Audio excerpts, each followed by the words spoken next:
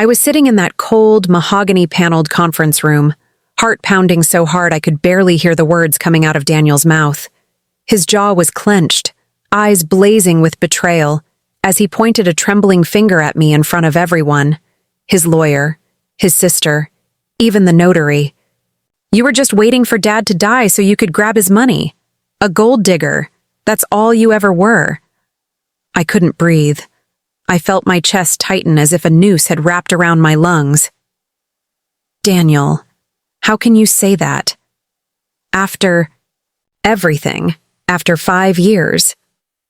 Save it, Ava, he spat, tossing a crumpled photograph onto the table. It was a picture of me, standing next to Daniel's father's safe, holding a small envelope. The same night his father passed, I had no idea the photo even existed. His lawyer pushed the will aside like it was garbage. We're contesting this on the grounds of undue influence and possible theft. If you think you're walking away with anything, you're delusional. My hands shook. My voice was gone. I looked at Daniel, my fiancé, the man I'd stood by through hospital visits, through losing his mother, through late-night breakdowns. And now he was looking at me like I was the enemy, all because of a photo. And a lie. I didn't take anything, I whispered. Ask your father's nurse. Ask. She quit 2 days ago, his sister snapped. We tried. She's gone. Gone. It felt like the world was spinning off its axis, like I'd fallen into some twisted parallel universe where loyalty was punished and love was disposable. But then, just as Daniel's lawyer was preparing to file for an injunction to freeze the estate, Mr. Feldman, the old estate lawyer, finally spoke. Actually, he said slowly, setting down his coffee with a calm Daniel didn't deserve. Before we proceed, I think everyone should see this.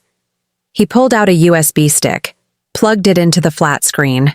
The CCTV feed from the night of Mr. Whitmore's death flickered to life, and suddenly, the room went silent. Because what played next changed everything. My name is Ava Monroe. I'm 29 years old. I live in a small but sun-drenched apartment above a bookstore in Brooklyn. I teach art to high schoolers during the week and offer private painting classes on weekends. I don't come from wealth, just love. My parents run a small catering business in Queens, and I grew up helping them bake samosas and set up tables at weddings. My dream wasn't yachts or diamonds. It was a cozy gallery of my own, where I could showcase young, underappreciated artists. That's all I wanted. Peace, art, and a little love. And then I met Daniel. It was raining that night. Not the poetic kind of rain, but the full, New York-style downpour that soaks you through no matter what.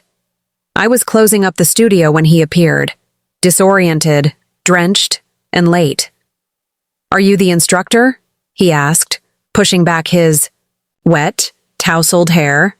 He was wearing a drenched navy coat that probably cost more than my entire monthly rent. I am, I replied, motioning toward the easel. But the class ended 30 minutes ago? He gave a sheepish smile. Can I still pay for it and maybe stay for a bit? I should have said no. But something in his eyes stopped me. They were steel gray, but soft. Like someone who used to believe in something but hadn't in a long time. I handed him a towel, and that night, Daniel Whitmore painted a crooked little apple that looked like it had been in a bar fight, but he smiled at it like it was a masterpiece. He came back the next week. And the next, we talked more. He told me about his job in financial tech. I told him about my students and how they had a weird obsession with drawing cats. He never bragged, never hinted at his family name.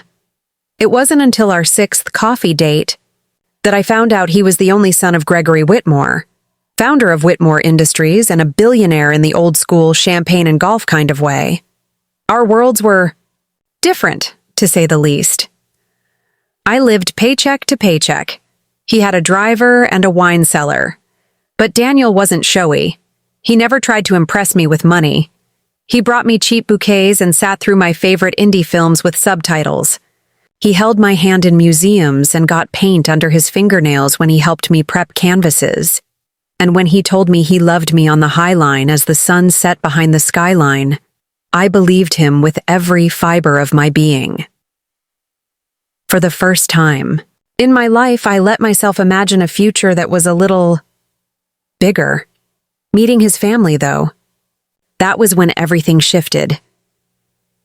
His father, Gregory, was in a wheelchair when I met him. His stroke had made speech slow and difficult, but his eyes were sharp, calculating. His sister, Vanessa, was colder, perfectly blow-dried and wrapped in Chanel. She studied me like I was an equation that didn't add up. She asked where I went to school, what my parents did, if I'd ever been to Aspen. I answered with grace.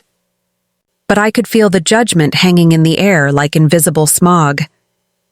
Later that night, as Daniel and I left their Park Avenue penthouse, I overheard Vanessa whispering, "She paints for a living, Danny.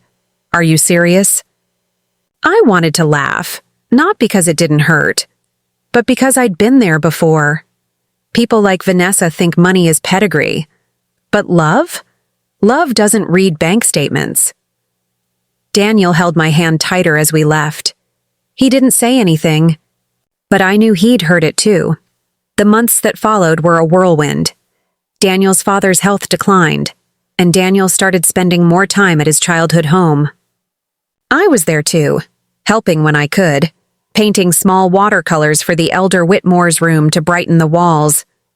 Slowly, to my surprise, Gregory warmed to me. He'd squeeze my hand sometimes when I said goodbye. He smiled at my paintings. One time, when Daniel was out getting prescriptions, Gregory tapped his lap, signaling for me to sit beside him. He scrawled 2 words on a notepad with trembling hands. "Good heart." It meant more than any gift he could have bought. Vanessa hated it. She started making snide comments during dinners. "So, Ava, do you ever sell any of those splatter things? Or is it more of a passion project?" I smiled. "Well, one of those splatter things is hanging in the lobby of the Midtown Gallery." "Oh," she blinked. "How avant-garde."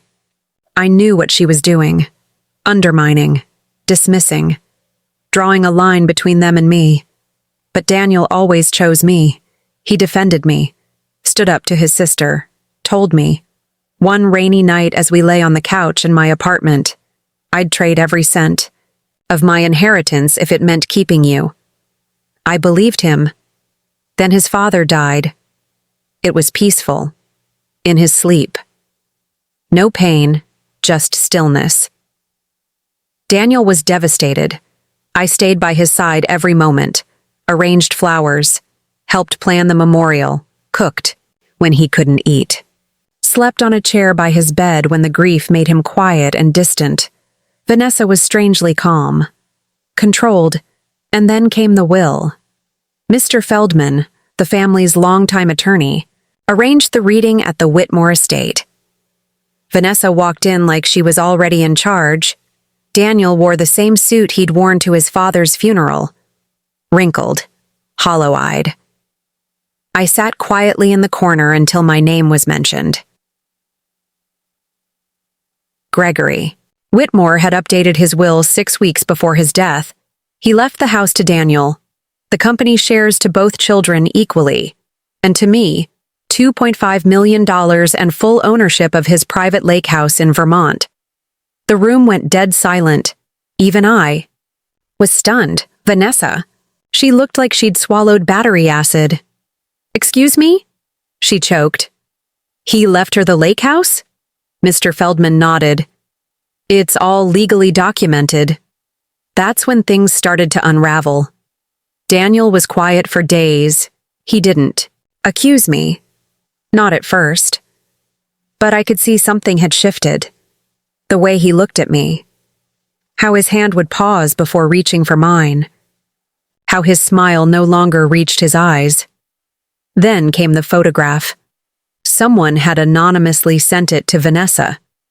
A blurry but damning image of me standing in front of Gregory's safe. At night. The same night he died. Vanessa stormed into Daniel's apartment with it. "I told you, She manipulated him, probably changed the will, stole documents. You have no idea what she's capable of. Daniel confronted me. Ava, why were you in my father's study that night? I brought him a letter, I said, my voice trembling. He wanted to write something. I thought he was going to give it to you. A letter? He asked, eyes narrowing. Where is it? I left it on his nightstand, but the nurse said she didn't. She quit, Ava, he interrupted. Vanished. No forwarding number. Everything felt like quicksand. I was drowning, and the man who once promised me the stars now looked at me. Like I was a stranger, I begged him to believe me. I never touched his safe. I didn't even know the combination. Daniel, please. I loved your father. But Vanessa had already started the legal motion to contest the will. Claimed undue influence, possible theft, fraud. And Daniel, he didn't stop her. That's how I ended up in that cold room. With lawyers, accusations, a photo that twisted the truth, and a man I once loved accusing me of being a gold digger. But what they didn't know, what none of them saw coming, was that the truth had been watching. All along, through a lens, silently, faithfully, waiting to speak. It happened on a Thursday morning, a weekday like any other, until it wasn't. I was at my studio, setting up for a private lesson. The place smelled like linseed oil and old sketchbooks. My favorite playlist hummed softly through the speakers. And for a moment, I let myself believe everything would be okay, that the tension with Daniel was temporary, that once the grief faded, the man I loved would return. Then my phone buzzed, a text from an unknown number. You might want to see this, followed by a link. I should have ignored it. But curiosity, it's a cruel master. I tapped the screen and felt the blood drain from my face. It was an article. Gossip blog. One of those trashy clickbait sites that fed off scandal and shadows. The OW headline screamed, art teacher or heiress hustler, Ava Monroe at center of Whitmore will controversy. Below it, my photo. One taken without my knowledge, likely outside the hospital.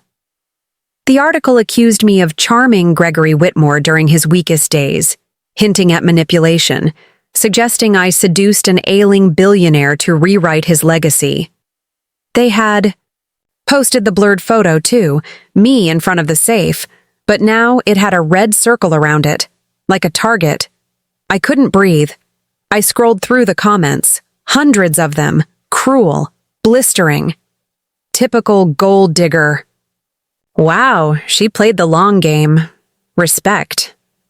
She's going to jail. Watch. My stomach twisted. I dropped the phone. The front bell chimed. My student walked in, cheerful and unaware. I smiled through the tears pooling in my eyes, told her I had to reschedule. Then I locked the door, slid to the floor behind my desk, and cried until my lungs burned. Daniel didn't answer my calls. For days. When he finally did, his voice was cold. Hollow. You need to return the keys to the lake. House. What? I stood in my apartment kitchen, fingers clutching the counter. Daniel, are you serious? I spoke to the family attorney. Until the court verifies the will, it's better if you're not associated with the property. Do. You even hear yourself? My voice cracked. I was there for your father when none of you were. I cleaned his wounds. I sat with him during seizures. I didn't do it for the inheritance. I did it because I loved him. Silence. Then, coldly. Then you'll have no problem walking away from it. I laughed, bitter and broken. Wow, you really think I used you? All this time? His voice dropped. I don't know what to believe anymore. That hurt more than any headline. I went to the lake house one last time. I packed my things, the paintings, the books. I stood in front of the fireplace where Gregory Once told me about his war medals and how he regretted not being closer to Daniel as a child. I could still smell his cologne in the upholstery. Before I left, I found a sealed envelope on the writing desk. My name, scrawled in his shaky handwriting. I opened it with trembling fingers. Inside was a single note. If they ever question your heart, tell Feldman to check the third camera. My pulse skipped. Third camera? I didn't understand. There were only 2 visible cameras at the estate. One in the study hallway, one outside the safe room. Both had shown me walking past the safe that night, but a third? I folded the note carefully and placed it in my coat pocket. I needed answers. That evening, I walked straight into Mr. Feldman's office without an appointment. He was surprised to see me. Ms. Monroe, Ava, I thought you'd be gone by now. Gregory? Left me a note. That got his attention. I slid the paper across the desk. He read it twice, then looked up, confused. I only have footage from the 2 main cameras. Then maybe there's another, I said. A hidden one, something private. He hesitated. If there was, only Gregory would know. I met his eyes. Then we'd better check. We returned to the estate that night. The staff had already been sent away for the week. Vanessa was out of town. Daniel wouldn't be there. Feldman led me to the study. We searched. Bookshelves, corners, behind framed certificates. Nothing. Then I remembered something. 6 weeks before Gregory died, I had seen a technician working on a power outlet behind the antique globe. At the time, I thought it was just an upgrade. I moved the globe aside. There it was. A tiny circular lens embedded in the molding. Subtle, nearly invisible. Feldman whistled. I'll be damned.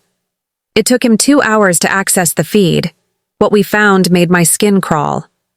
The night in question, 2 hours after I had brought Gregory his tea, another figure entered the study.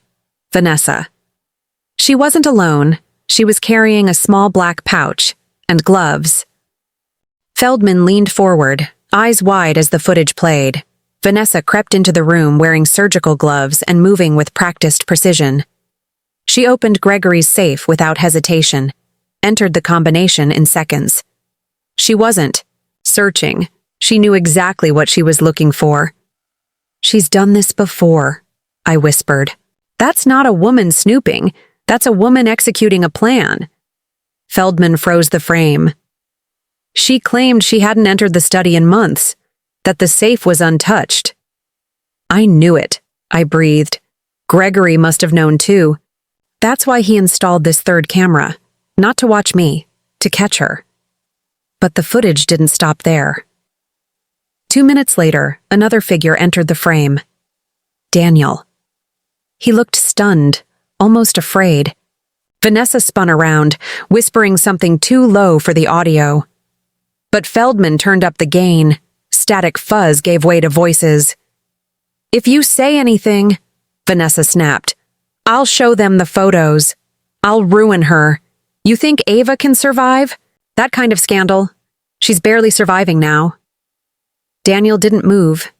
He just stood there. And then he turned around and walked away. My chest caved in. He knew. He saw her, and he let it happen. Feldman's face hardened. This changes everything. I looked at him, trembling. Will it hold up in court? He paused. If the footage is verified, and it will be, it's enough to dismantle Vanessa's case. But Daniel? What about him? Feldman sighed. He's implicated by silence. He knowingly allowed a fraudulent will contest. That's perjury and obstruction. A part of me wanted justice. Another part still wanted to scream. Why didn't he stop her? Why didn't he protect me? Why did he, of all people, let me burn?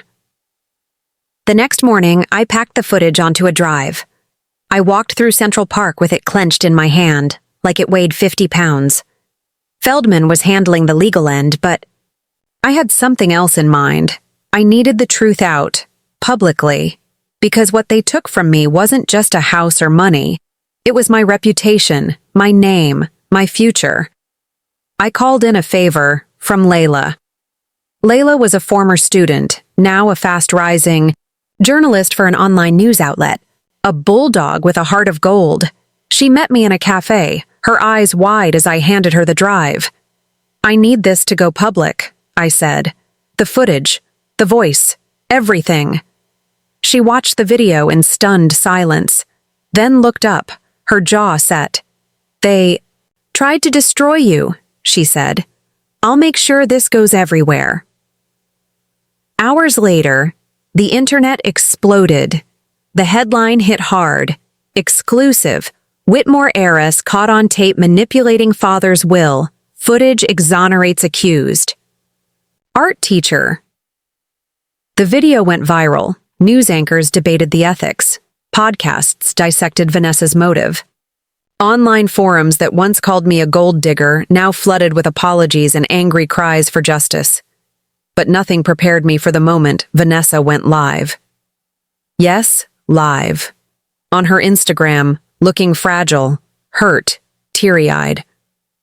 "I've seen the footage," she said, voice cracking. "And I won't lie. It looks bad.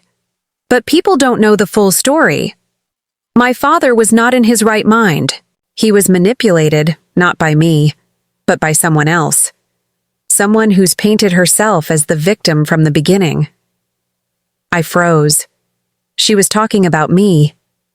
Ava knew exactly what she was doing. She used Daniel, used my father, and when I tried to stop it, yes, I went into that room, but not to steal, to protect our legacy, my family, and I won't be silenced. I was furious. But what cut deeper was Daniel. He still hadn't called. No apology, no explanation, not a single word. That night, Feldman called with another twist. "They've frozen the assets," he said grimly, "until the legal mess is sorted. The lake house, the inheritance, even your paintings that were left there, they're all evidence now." I felt the walls close in. This wasn't just about betrayal anymore. It was war. 2 days later, I received a hand-delivered envelope, no return address. Inside was a letter, typed, "Ava, I never wanted this to happen. I saw the footage and I know. I failed you. I don't deserve forgiveness. But I need you to know." She blackmailed me. She had photos of my mother from years ago, something my father never knew about. She said if I didn't let her contest the will, she'd leak everything and destroy what's left of our family. I thought I was protecting them. But I was wrong. I was just a coward. I'm sorry. For everything. Daniel, I read it twice. And then a third time. He could have told me. We could have fought together. But instead, he chose her. Even in apology, he framed his silence as noble. There was nothing noble about watching someone you love get buried in lies. The hearing was scheduled for the following week. Feldman worked around the clock. The footage was authenticated. Witness statements from nurses supported my version. A financial audit showed suspicious transfers from Gregory's accounts to a private firm linked to Vanessa. She was cornered. But still. The night before the hearing, I sat in my apartment staring at an old painting of mine. A small oil landscape of a bridge in Vermont. Gregory had loved it, said it reminded him of his honeymoon. The tears came then, hot and sudden. I missed him, not for the inheritance, but for the man who saw me. Not the art teacher, not the outsider, not the girl with holes in her shoes, but Ava. Real, flawed, loyal. I missed being loved without suspicion. Hearing day. The courtroom was polished and clinical. Beige walls, cherry wood tables, cold air that smelled like paper and tension. Vanessa arrived in black designer couture, sunglasses, and fake mourning. Daniel came too. He looked different. Tired. Hollow-eyed. His hand trembled slightly when he removed his coat. I didn't look at him. Not once. The judge reviewed the footage, paused, replayed it. Zoomed into Vanessa's face. Gasps echoed as her voice rang through the room. "If you say anything, I'll ruin her." Silence fell. The judge's gavel echoed like thunder. "This court finds the contestation to be malicious and baseless. Assets will be released to the original beneficiaries immediately. Charges against Ms. Vanessa Whitmore will be pursued by the state." I didn't smile. Not even when Vanessa screamed, "Daniel, do something! This is your legacy too!" But Daniel just sat there, silent, defeated, just like before. Outside, cameras flashed. Reporters shouted questions. "Ava, how does it feel to win? Will you be pressing charges? Are you still with Daniel?" I pushed through them, heart pounding. Then I heard his voice. "Ava, wait." I turned. He was standing on the courthouse steps. Alone. "I didn't know how to fix it," he said. "I thought protecting secrets was love. But I lost the only real thing I had." I stared at him. This man who once painted crooked apples beside me in the rain. Who had held my hand on the high line and promised me forever. I didn't hate him. But I couldn't forget either. "You lost me the moment you watched them crucify me and said nothing." He flinched. I walked away. And for the first time in a long time, I felt free. But just when I thought it was over, a voicemail changed everything. Came 3 days later, from Feldman. "Ava, I need you to come in. There's something Gregory never filed. Something urgent." I stared at the message on my phone. There's something Gregory never filed. Feldman's voice had been calm, but I knew urgency when I heard it. Still, I didn't move. Not for hours. I sat on the hardwood floor of my apartment, legs crossed, phone clutched in both hands. Around me, the room was silent. My easel stood abandoned in the corner. Half a canvas remained unfinished, just 2 heavy brushstrokes across an otherwise blank space.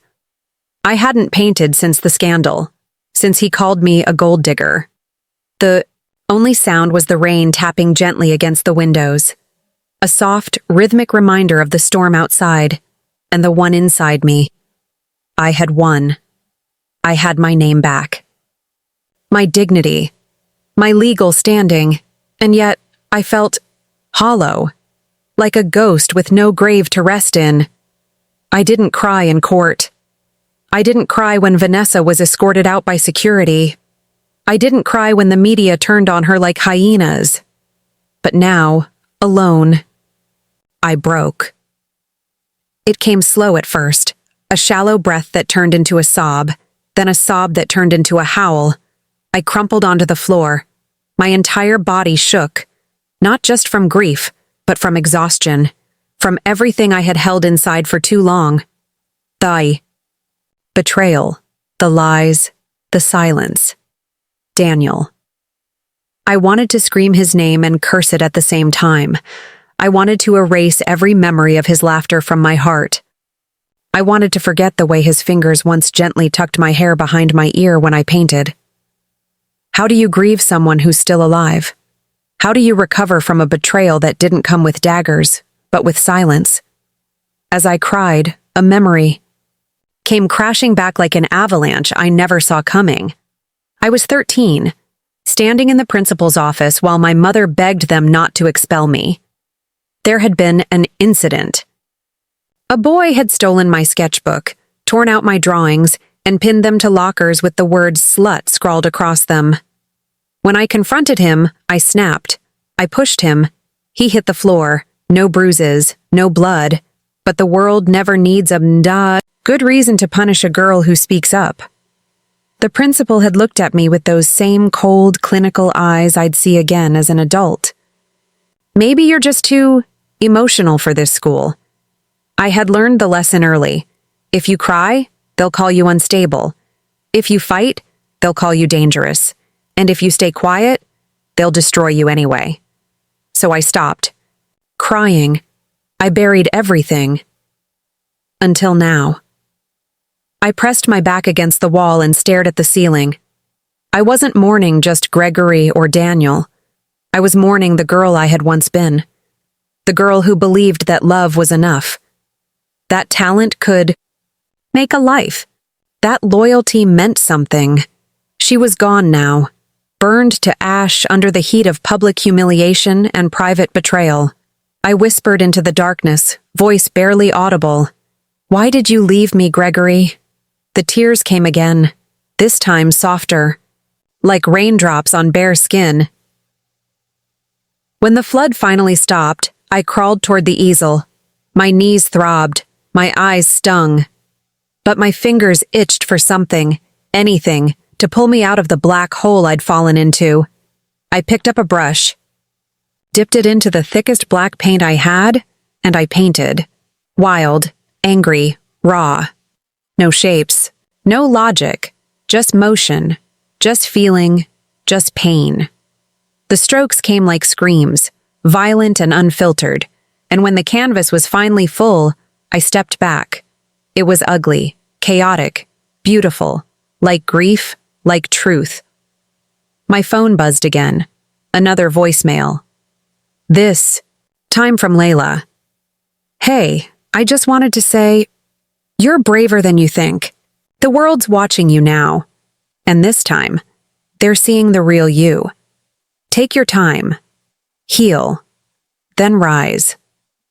Because God, Ava, when you rise, you scare them."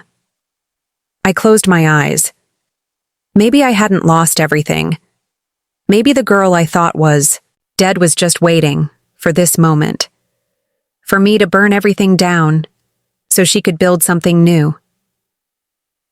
That night, I stood on the fire escape of my apartment, barefoot, letting the rain soak me to the bone. I wasn't ready to forgive. I wasn't ready to forget.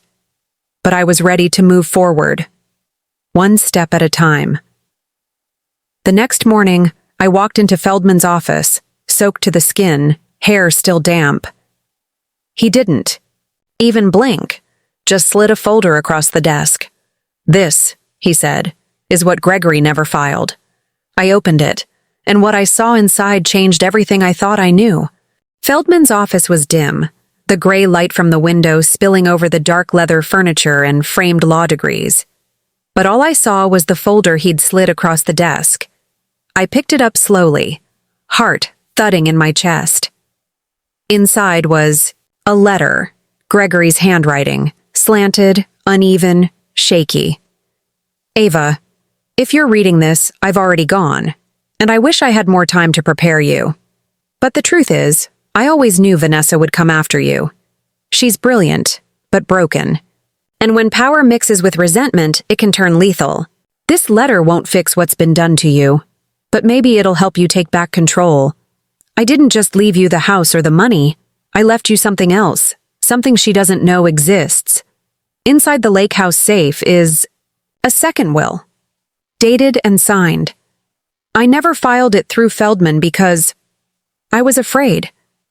Afraid of what she'd do to you once she realized how much I trusted you over her. You see, I didn't just leave you half the estate. I left you controlling shares of Whitmore Investments. You don't owe anyone anything, but if you decide to fight, you'll have everything you need." I stopped breathing. Whitmore Investments, that was the family's financial empire, worth millions. Gregory had always kept that side separate. He'd said it was too complicated, too messy. Vanessa had assumed she'd inherit the board seat automatically, but Gregory had left it to me. Feldman spoke gently. The second will was found in the lake house after the court ruling. The safe had a double back wall. It had to be drilled open. I stared at the document like it might vanish. And it's valid, signed, dated, witnessed, and legally binding.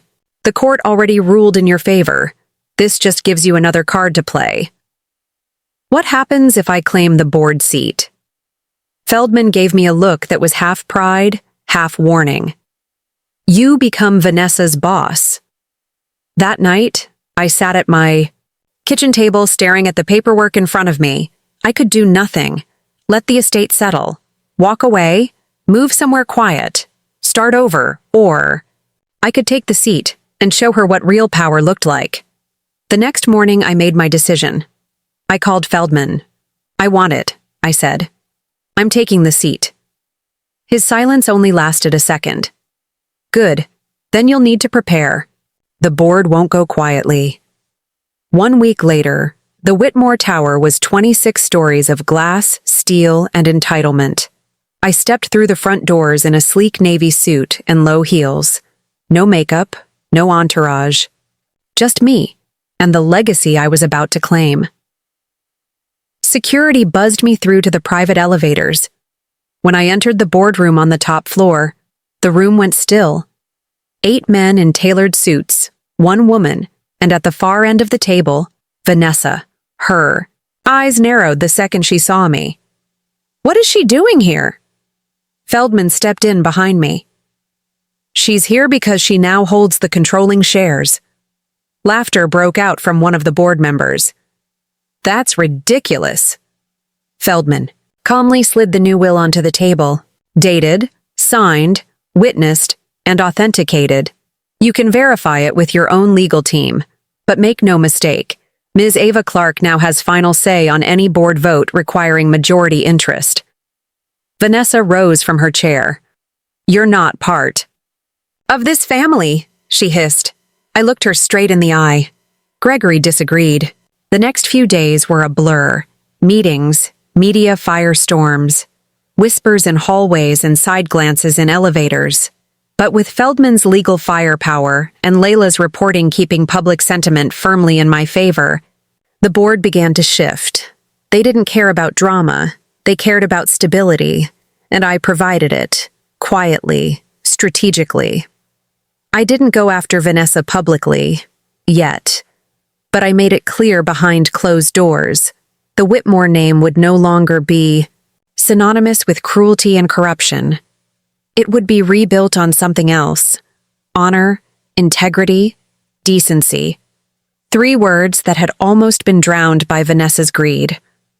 One night, after a long strategy meeting, I found myself alone in Gregory's old office on the top floor. It smelled faintly of cedar and old books. I sat in his chair, looking out over the skyline, and for the first time in a long time, I didn't feel like an imposter. I felt like I belonged, but the peace didn't last. 2 days later, Layla called me in a panic. Ava, you need to come see this now. She sent me a link. It was Vanessa, another video. But this time, she wasn't crying. She was livid. You want to play games, Ava? You want to pretend you're the Saint Gregory painted you to be? Fine. But I have receipts, and I'm not afraid to burn this whole house down. Then she held up a folder, one I hadn't seen before. Let's see how the board reacts when they find out what Ava really did in college. The expulsion, the incident, the sealed file. My stomach turned cold. I knew what she was talking about. That day in high school, the boy, the sketchbook, the fight. It was a sealed juvenile record. Gregory had known, but buried it deep. And now, Vanessa was threatening to unearth it. I met Layla that night. She handed me coffee and sat beside me in silence. What if she releases it? I asked quietly. What if the world turns again? Layla shrugged. Then they turn. But this time, you don't shrink. You stand taller. I looked at her. You really believe I can survive it? She smiled. Ava, you didn't just survive betrayal. You turned it into fuel. That's not survival. That's evolution. And she was right. I wasn't that scared girl anymore. I had weathered worse storms and stood taller every time. The next morning, I made my move. I called an emergency board meeting, and I brought everything. The letters, the footage, the second will. But most importantly, my truth. I stood at the head of the table, eyes meeting each member's one by one. I know what Vanessa is threatening to release. And I'm telling you before she does, because I have nothing to hide. I told them the story. Of the boy, the sketchbook, the fight, of what it cost me, and how it shaped me. You see, I said, I've been fighting for my place in rooms like this since I was 13. And I'm not ashamed anymore. There was silence. And then slowly, applause. Not for the scandal, but for the courage. That night, Vanessa's threat fizzled out. The story had no fire because I had already lit the flame myself. But what she didn't know was that I had a move left too, a board vote, to formally remove her from all company affairs, permanently, and it was scheduled for Friday. Friday. The day it all came to a head.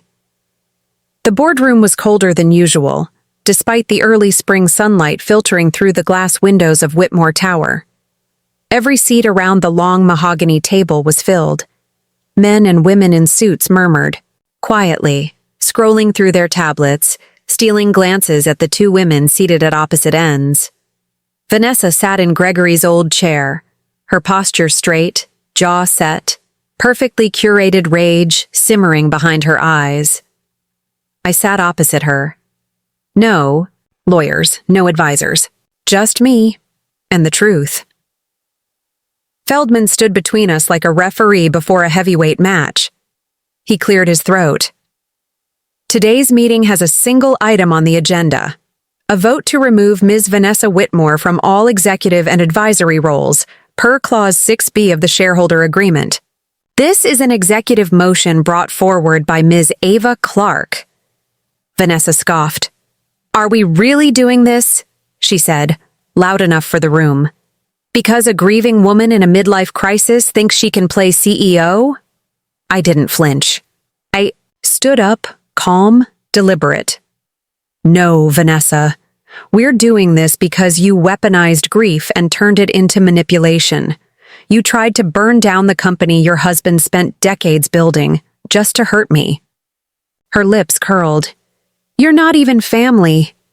No, I said quietly. But I was chosen. The words hung in the air. Vanessa stood suddenly, her heels clicking against the polished floor. You think you're a martyr? You think wearing your little trauma badge makes you qualified? Let's not forget, sweetheart, you were a barista in an art gallery 6 years ago. Let's not forget, I replied, that you lied under oath. You leaked sealed footage to smear me. You weaponized my past and tried to destroy my future, and you underestimated how much I'd fight back. She laughed, sharp, brittle. Please. You're standing on Gregory's ghost. You didn't earn this. That's when I pulled out the letter, the original, Gregory's handwriting, real ink.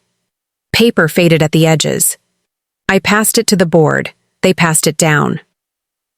As they read, the silence turned heavy. Vanessa's face drained of color. You didn't, she whispered. I didn't have to, I said. Gregory did. As the board finished reading, I looked around the room. I didn't come here to destroy anyone. I came to protect what Gregory built. To protect the people working late hours while Vanessa was off at spa retreats. To protect investors who didn't sign up for boardroom scandals and social media PR disasters. Then I turned to her. You had your chance. You burned it. Feldman read off the names. Each member voted, one by one. Every yes felt like a heartbeat. And when it was over, Vanessa sat alone in a room full of silence. Motion passed, Feldman announced. Vanessa stood slowly. You'll regret this, she hissed. You think this is the end? It's not. No, I said softly. It's the beginning.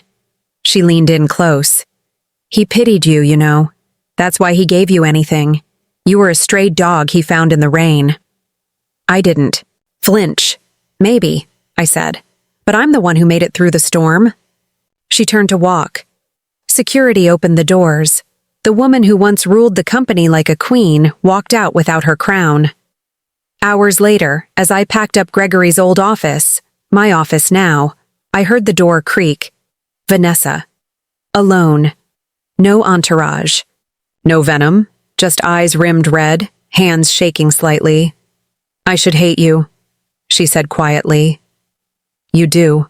But I also miss him." Her voice cracked, and for a moment, all the hatred, all the posturing fell away. She wasn't the villain anymore. She was just a woman whose world had collapsed and didn't know how to build it again. "You know, he loved you," I said softly. "In his own way." She didn't answer, just nodded once, then she walked away, this time without a fight. Flash forward, 3 months later. The company stabilized. We brought in a new COO, restored public confidence, rebranded the charity fund Gregory had started in Ava's name. I didn't take a salary for the first quarter. I didn't need to. I took the office, the vote, the title, but most importantly, I took back my story and gave others permission to do the same. One evening, I received an email with no subject line, no body, just a video file. I clicked play. Gregory's face filled the screen, older, paler, recorded months before he passed. "Ava, if you're seeing this, I'm gone, and I hate that I can't be there for what you're about to go through. But I need you to know something. I chose you, not out of pity, not because you needed me, but because I needed you. You reminded me what loyalty looks like, what art can feel like, what love really is. I'm sorry I didn't protect you better. But you were never weak, Ava. You were always a storm, and I pray the world finally sees that." The screen faded to black. I stood at the gallery that night, surrounded by art. My art. Old pieces, new pieces. Pieces born in pain and rebuilt in healing. Guests walked slowly, stopping in front of one particular canvas. The black chaotic one I had painted the night I broke. A plaque beneath it read, "Reconstruction." I wasn't broken. I was rearranging. A young woman approached me, barely 20, holding her phone like armor. "I followed your story," she said shyly. "I believed you, even when no one else did." I smiled, gently. "Then you're part of why I survived." I didn't get a fairy tale ending, but I got truth, I got justice, and I got to keep my soul. He called me a gold digger, but when the lawyer played the CCTV footage, the world saw who the real thief was, and more importantly, I finally saw who I really was. 3 months later, I stood in front of a window overlooking the city skyline. Same skyline Gregory and I used to watch in silence, sipping espresso, sometimes saying everything with nothing at all. The storm had passed, but it left behind a different version of me, one that didn't ask for permission to exist, one that didn't flinch when she walked into boardrooms or stood her ground in the face of legacy and power and privilege. Vanessa had quietly retreated from public life. No lawsuits, no interviews, just silence. I didn't gloat. I didn't need to. I had already won the only thing that mattered, the truth. As for the company, I worked with the board to launch the Gregory Whitmore Foundation, an initiative funding scholarships for underprivileged artists from broken homes, just like me. Each time we approved a grant, I felt a whisper of his presence behind me, like he was still helping people in his own way. I reconnected with my sister. Lily, she had sent me a voice message after everything went public, her voice shaking, apologizing for how distant she'd been when I needed her most. "I didn't know how to be there for you," she said. "But I want to try now." We met, for coffee 2 weeks later. No cameras, no press, just two sisters trying to remember who they used to be. We laughed, we cried, and we promised not to lose each other again. I reopened the gallery where it all began. Only this time, I wasn't hiding behind canvases or pretending to be someone else. I painted under my full name, Ava Clark. No more aliases, no more shrinking. At the gallery opening, people whispered my name with reverence. Not because of Gregory, not because of scandal, but because of the art, because of the story, because of the woman who wouldn't go quietly. 2 weeks before the 1-year anniversary of Gregory's passing, Feldman handed me something. It was buried in one of the safe deposit boxes, he said. Only you were authorized to receive it. It was a handwritten letter. No lawyer, no audience, just Gregory's voice, one last time. Ava, if this letter finds you, it means you survived what I feared most. And for that, I am proud beyond words. I didn't choose you to spite anyone. I chose you because you reminded me who I used to be. Brave, unapologetic, alive. Don't let them tame you. The world will always try. Don't let them. You weren't my legacy. You were my mirror. G. I cried for an hour after reading it, but this time, it wasn't from grief. It was from release.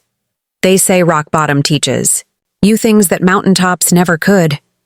They say people only believe women like me when there's video proof, receipts, or scars to show.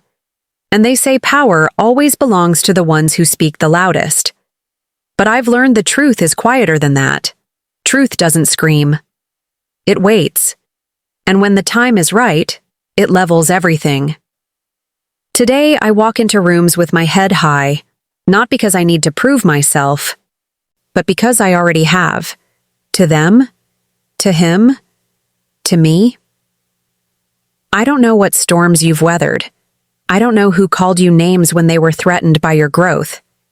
But if you're listening, if you're still standing, then you're already stronger than you think. And if someone ever tries to write your story for you, take the pen back, write it in ink, bleed if you have to, but own every word. Because in the end, the only people who will ever call you a gold digger are the ones terrified you'll find your worth and leave them behind. So now I'll ask you, have you ever been falsely judged by someone who feared your strength? Share your story in the comments. I read every single one. Like if this gave you chills. Subscribe if you believe in owning your power and never letting anyone rewrite your truth again. This has been my story. And maybe, just maybe, it's been a little bit of yours too. Thank you for listening. We survived. Now let's rise together.